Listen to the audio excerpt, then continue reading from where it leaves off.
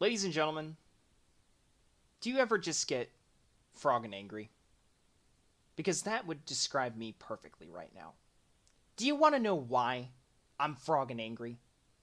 Do you want to know why nothing inside of Kingdom Rush makes absolutely zero froggin' sense whatsoever? Well, I'm glad you asked. Because, ladies and gentlemen, we are now on to part 6 of 5 more things in Kingdom Rush that make absolutely zero froggin' sense whatsoever. So without further ado, let's get started. Number 1. Saurian Broodguards running faster the more damage that they receive. Now, for those of you who are unfamiliar with the Saurian Broodguards, and spoiler alert, if you have not played Kingdom Rush Frontiers yet, well, I just gave you the spoiler alert. These enemies basically appear in the third act of the campaign. Essentially, the way that they work is they're basically demon spawn, who, instead of having resistances, or infernal combustion, instead they move faster the more that they get injured. So the lower their HP, the quicker that they will move along the battlefield. And they can get pretty fast if you get them to a low enough HP and then start letting them leak, without stalling them without any barracks. But here's the part that makes absolutely no froggin' sense whatsoever. First of all, they don't have any HP regen. They're not like the trolls from the original edition of Kingdom Rush. They don't have any regen whatsoever. So, here's what begs the question.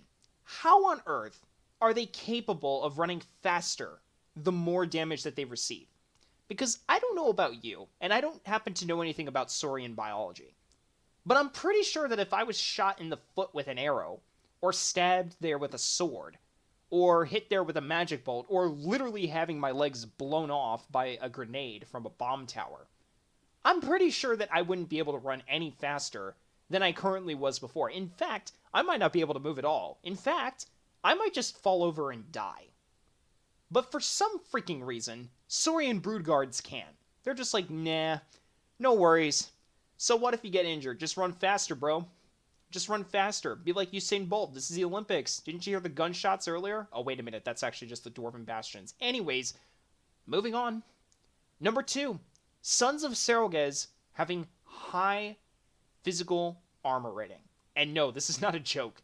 For those of you who don't know what Sons of Surrogas are, they are abominable creatures. In fact, they are one of the few enemies in the franchise that happen to have dual resistances. Now, normally, arachnid enemies inside of Kingdom Rush happen to have high magic resistance, or at least medium. That's like the norm. But high magic resistance is the normal resistance rating that they currently usually have. But for some freaking reason, Sons of Surrogas have armor. They have 70% armor rating. And the hilarious thing is, they don't even wear any armor. They just happen to have it. Why? I don't know, you tell me. This makes absolutely zero froggin' sense whatsoever. Every single other arachnid in this game, or any of the Kingdom Rush games for that matter, has magic resistance. This has been an established fact. We know this. Why are you giving these guys physical armor rating? It doesn't make any sense. This is so stupid. But whatever. Moving on. Number 3. Oh my god, this one's... You know what? Get ready for the bonus round here, okay? Because there's multiple things that I can tack onto this, and I will. Number 3. Scourger Banshees can disable a tower, but regular ghosts can't. And here's the hilarious part. If we take a look at like all of these different ghosts from different Kingdom Rush games, the Scourger Banshee is obviously on the far left. Spectral Knights are from the original edition of Kingdom Rush, and Ghosts and Phantom Warriors are from Frontiers. Vengeance also happens to have ghosts, but I just didn't include them because it's literally the same thing as a ghost, just different HP value. They're the same thing as regular ghosts on that third spot there, second from the far most right position. Either way, Scourger Banshees can disable a tower, but none of these other ghosts can. Additionally, Scourger Banshees, when they leak through an exit, despite literally being a ghost of their former selves, they don't take away any lives, but the other regular ghosts do. Like, what? How does that make sense? And here's the best part. Spectral Knights and Phantom Warriors are holding supposedly physical objects. They're holding swords, as we can see from these two images from the wiki. And that's the only thing that qualifies to make them blockable. You can't block a Banshee. You can't block a regular ghost for that matter. They're not holding anything. So all it takes for a ghost to become immune to blocking is to literally just drop all their weaponry and float straight towards the exit. But as soon as they pick up a weapon, they're obligated to fight? Is that the logic that I'm getting here? Because otherwise, this makes absolutely no fucking sense whatsoever. Furthermore, how the hell are you going to tell me that it's capable of picking up a physical weapon and wielding it if it's just a ghost? Wouldn't its hand literally just go straight through the damn thing? And for that matter, that's assuming that it is a physical weapon to begin with. If it's a spectral weapon, meaning that it's not physical, how the hell doesn't it just go straight through the soldiers anyways, and not deal any damage to them? That makes no froggin' sense whatsoever. Oh my god. And why do some ghosts, like the Phantom Warrior, have a death aura, but the Spectral Knights or the Banshees don't? I'm losing it. I'm losing my mind over here. Okay, number 4. This is hilarious. Parathons from Kingdom Rush Origins are strong enough to carry not only massive boulders to drop on the heads of their enemies, but they can also carry Null Nars into battle. Now, I don't know about you guys, but just looking at the shape and size of these enemies, that makes absolutely no froggin' sense whatsoever. These things are really not that big.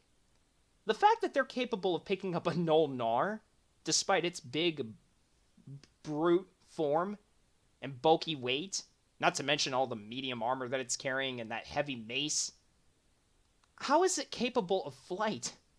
Like, at the very least, what they could have done is made these things slower while they're carrying them, and then have them speed up kind of like the Pokai Riders. But even with that, this makes no sense whatsoever.